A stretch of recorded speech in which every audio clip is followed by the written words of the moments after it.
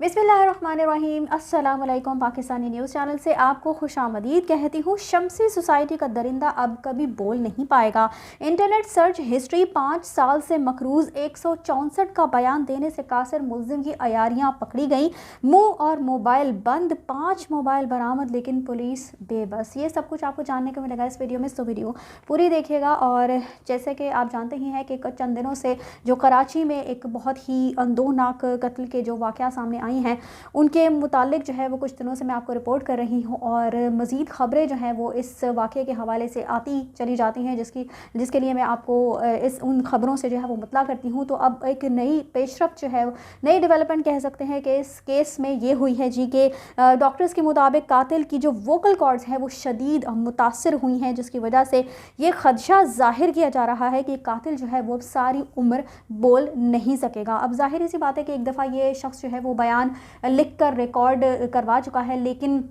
बहुत सारी ऐसी बातें जो है, जो पुलिस तहकीक कर रही है, तो बहुत सारी जो बातें हैं वो कातिल से जो है वो पूछी जानी है और कातिल से जो पूछी भी जा रही हैं, तो वो अब बोल नहीं सकता। तो बोल के वो शख्स जो है वो अपनी बात को उस अंदाज से बयान नहीं कर सकता और बस जो है वो लिख कर ही अपना बयान अब मज़ीद रिकॉर्ड करवा सकता है, क्योंकि डॉक्टर्स के मुताबिक अब शायद वो सारी ज़िंदगी बोल नहीं सकेगा। इसके अलावा जी कातिल की सर्च हिस्ट्री और उसका सारा जो इंटरनेट का डाटा है वो भी निकलवाने की भरपूर कोशिशें पुलिस की तरफ से जारी हैं, लेकिन कातिल के मुताबिक उसे फ़ोन का जो अपना पासवर्ड है वो याद नहीं है और कातिल जो है वो हीलो बहानों से काम ले रहा है, क्योंकि वो उसके मुताबिक वो अभी तक ट्रॉमा में है, वो बहुत ही ज़्यादा अभी डिप्रेशन में है, शदीद एंग्जाइटी का शिकार है, जिसकी वजह से वो मज़ीद जो है वो बयानात देने से भी कासिर है। और इसके अलावा जब जो उसका फ़ोन जो है वो पुलिस के जो कब्ज़े में आया है, तो उसका यही कहना है कि पुलिस के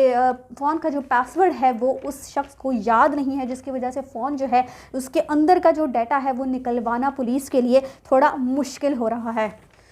इसके अलावा जी आपको बता दी चलूँ कि कातिल का कहना है जी कि 5 साल से वो इन्वेस्टर से पैसे वसूल कर रहा था और अब वो लोग उसे पैसों की वापसी के लिए धमका रहे थे, जबकि जो कि पुलिस ने इन्वेस्टर्स को जो अपनी तफ्तीश में शामिल किया है, तो उनका यही कहना है कि बेशक वो इससे पैसों की वापसी का तकाजा ज़रूर कर रहे थे, लेकिन किसी भी इन्वेस्टर ने इसको कोई ऐसी धमकी नहीं दी थी जिसकी वजह से ये अपने बीवी बच्चों के इस अंदाज से कत्ल कर देता और इन्वेस्टर्स को जो है उसके बाद ये वीडियोज़ जो है वो बनाकर भेजता। अब चूँकि मुल्ज़िम जो है वो बोल नहीं सकता, तो अदालत में बयान जो है वो रिकॉर्ड करवाने से भी कासिर है और बारहा एक ही कहानी जो है वो लिखकर बता रहा है कि हालात से तंग आकर ये सब कुछ उसने कर डाला। जो सारी कहानी उसने पहले दिन से सुनाई थी, वही कहानी जो वो बार बार दोहराई जा रही है, वही कहानी बार बार वो पुलिस को बता रहा है कि उसने डिप्रेशन में आकर, चूँकि जो सारे जो इन्वेस्टर्स थे वो उसको डरा रहे थे, धमका रहे थे और पैसे वापसी का जो तकाजा कर रहे थे, फिर जो घर में उसके मामला चल रहे थे, उसकी बीवी और उसकी जो वालिदा के दरमियान तनाज़ात चल रहे थे और फिर बीवी जो है वो उससे लड़ाई झगड़ा करती है और बच्ची रोने लग जाती है और कहती है कि आपके लड़ाई झगड़ों की वजह से हम बच्चे जो है वो बहुत ज़्यादा मुतासिर होते हैं। इन सारे हालात को देखते हुए ही इस शख्स ने जो है ये कदम उठाया था, लेकिन जितनी भी माली परेशानियाँ थी या घर में जो भी लड़ाई झगड़े हो रहे थे, तो इस शख्स को किसी से भी पूछा जाए तो वो यही कहेगा कि इस परेशानियाँ ज़्यादा से ज़्यादा परेशानियाँ इसको ही थी, इस शख्स को थी, तो इसको खुद को ख़त्म करना चाहिए था। इसकी बीवी का और ख़ासकर उन मासूम बच्चियों का, उन मासूम जानों का इस सब में क्या कसूर था जो इस शख्स ने इतनी बेदर्दी के साथ उन जानों को कत्ल कर दिया, उनको ख़त्म कर दिया। तो पुलिस एक तरफ तो इन्वेस्टिगेट कर रही है, बहुत सारे पहलुओं को जो है वो उसके हवाले से इस केस को इन्वेस्टिगेट किया जा रहा है और पुलिस ने फवाद के कब्ज़े से जो है वो 5 मोबाइल बरामद कर लिए, लेकिन उसका जो अपना फ़ोन है वो लॉक है और वो उसको अनलॉक नहीं कर रहा और ना फवाद के ख़िलाफ़ किसी ने FIR दर्ज करवाई है। सबसे बड़ी जो मैंने पहले भी कहा था कि अजीब बात इस केस में यही है कि इस शख्स के खिलाफ किसी ने कोई FIR दर्ज नहीं करवाई है और कोई भी शख्स जो है वो